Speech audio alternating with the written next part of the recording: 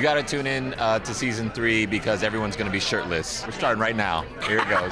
Oh, slow-mo. What do you definitely want to see happen this season? It's very much a season of the vampires. They're introducing the first of each of our characters' sire line, so the first people we ever turned into vampires. We're going to start the first episode back with a very interesting flashback story, which will incorporate the long history of the Michelsons and where they were immediately after they went on the run.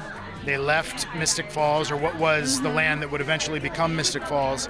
And where did they go? What did they do? And who did they meet?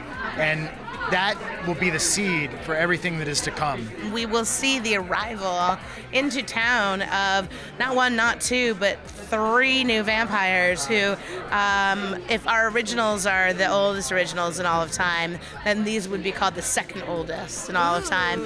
And they are coming with an agenda that will come clear over the course of the first chapter. I know that we are going to have more action. Marcel is going to start a fight club. Like Tyler Durden style, yeah. Are you kidding with me? No. Are you serious? Yeah. We will definitely see Haley again, both in and out of her wolf form.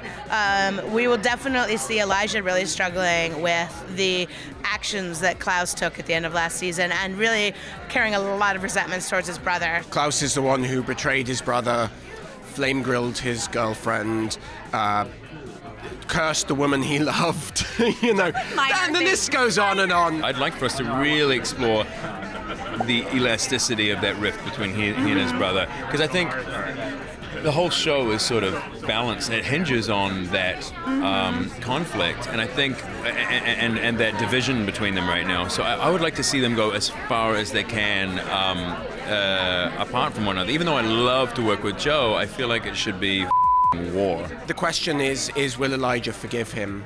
I hope so. I love that dynamic, but I love it when they're fighting. I love it when they're friends. You know, I just like working with Gillies. So, you know, whatever needs to happen to ensure that continues to happen should happen. I think this season really starts off as if it's a new show, mostly because, you know, a lot of their past ties are broken, but then what makes it new is you're getting a lot of new characters with a lot of new baggage. And how many shirtless scenes will there be? Because I know we're already talking about that with Joseph. That's the important question. There's going to be 5.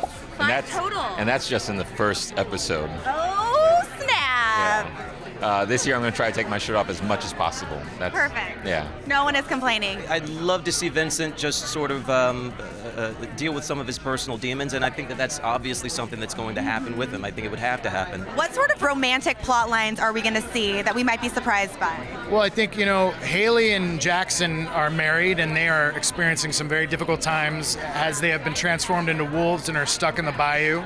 Elijah is very concerned about Haley, not only as the mother of his niece, but as someone he has great affection for. And, you know, Marcel is the newly crowned king of New Orleans, and Klaus is estranged from his family. So all these people are kind of on an island, and yet here comes this influx of new characters, all of whom could be potential allies, friends, foes, or love interests. The first season, everyone hated Klaus and Haley when they were sort of together, and now that they're not together, it's like everyone wants what they can't have. Exactly. My thought right now is that Haley is really angry at Klaus. What he's done is kind of irreparable, but he is still the father of her child. So I think she's going to have to work hard to maintain some sort of relationship with him, because she still wants Hope to have a family and to have a mom and dad, and I think that's really important.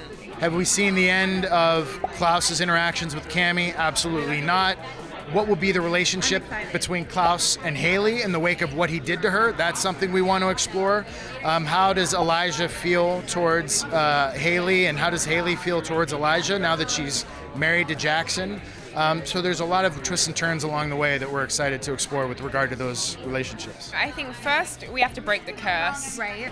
She can't be a werewolf forever. And then, you know, she's going to have to reconnect with her child that she hasn't seen in months. Well, she's seen, but only like once a month, which is not good. And then, you know, ultimately she's really pissed off at Klaus, so she's going to have to really seek some vengeance and get back at him for what he's done. I think they go well together, Marcel and Rebecca.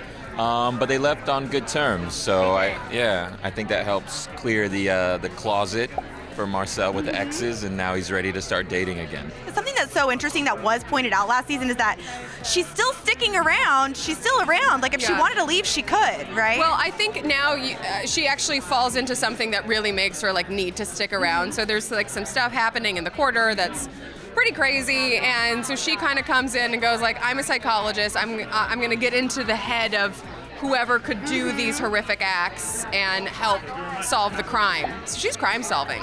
You got to tune in to season 3 because everyone's going to be shirtless, guys and girls, and pantless too. Wow. I guarantee. Guarantee. You guys heard it here. Tune in. Shirtless and pantless. Yep. Things are happening. We're starting right now. Here it goes. Oh, slow-mo. No. You better tune in Thursday nights at 9. That's right. Good tease. Click to the left to check out our whole one-on-one with Joseph Morgan, Klaus himself. Or click to the right to get the 411 on What's Up with Elijah, Daniel Gillies.